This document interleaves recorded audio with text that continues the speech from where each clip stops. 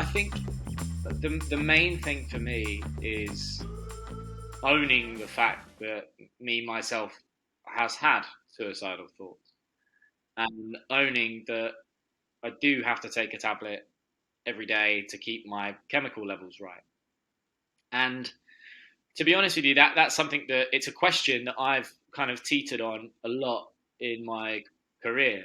I've been doing this for 13 years now, and I have just always said to myself, to my parents, to managers, whatever, and said, should I tell this story? Like, I know there's other guys that are out there suffering like me. Should I use the platform? And then I've always kind of backed out, and I've said it's not the right time. Like, maybe I need to be more established, or maybe I need to, before people would actually take me seriously on it. And I was always worried that people wouldn't take me seriously because I am a celebrity kid. That, how can a kid who's got everything he's ever asked for and had the best upbringing anyone could ask for, how can he have these types of thoughts? How can he go through those types of pressures?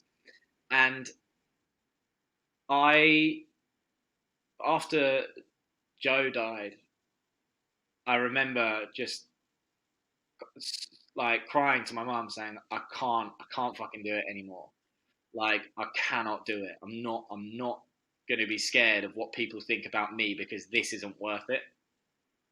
And like, I remember saying, it's just not worth it. It's not worth someone thinking I'm privileged if it's going to help in some way. I said, this is so bad that like I have to do something. And yeah, from there it just switched. And there was a big, even now I've had people. There were some people complaining about me taking an antidepressant on TV, and if that's what they want to do, then that's fine, and whatever. But I know that in the doc I said, look, antidepressants are the things that I use. For someone like my dad uses therapy. And for some people it'll be yoga or gym or whatever they want, right? But I'm pleased that I did the antidepressant thing, because there are a lot of people out there who are scared to take things like that do chemically need them, and it will help them. So I'm insanely proud that I think that some of the ones that I've really like has taken me back when I've seen it is I've had parents text me saying, a doctor has really been pushing my son to take these tablets, and he was too scared to take them, or he didn't want to take them, and he thought they were wrong, and all these types of things. And seeing you kind of do that as giving him the courage to kind of say, what, it's okay to have a little bit of help. And I think that all makes my worries before worth it. Even my mum, mate, was really worried. She was really worried. Like, Yeah, you could sense that it was a powerful conversation. That was one that really hit me, and one that really hit my mum personally.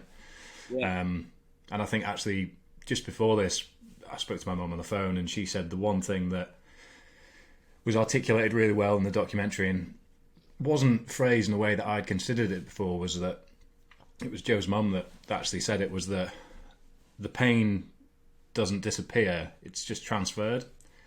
yeah, And whilst I said in our conversation, obviously I wasn't in a rational state of mind, I wasn't considering, well, I was actually shying away from the reality of what I was about to do.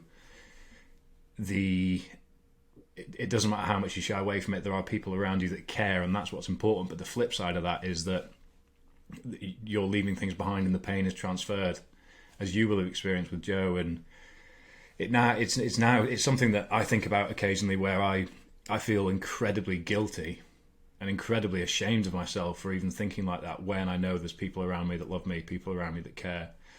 And I'm very grateful that I've lived to tell the tale, as it were. But it was an interesting thing that was said there, that the pain is transferred, because I think that's why it's so important that we all come together for our silent emergency. As you've said, it's a group effort. I think, do you know what the thing that shocks me the most, right, about what Celia said, Celia, Joe's mum, was, it's an incredible thing that she said, and she said it so perfectly and so beautifully, and I still can't believe, and I'm so grateful to her for being part of it, is that essentially what she's saying is a question that a lot of people feel very strongly about, which is, people that have been through it will tell you the opposite, and people that haven't been through it, that don't understand it, it's a big taboo to say that suicide is a selfish act. It's a very big thing to say that. You know what I mean? It's a very offensive thing to some people to say. It's a very like kind of a normal thing for some people to say.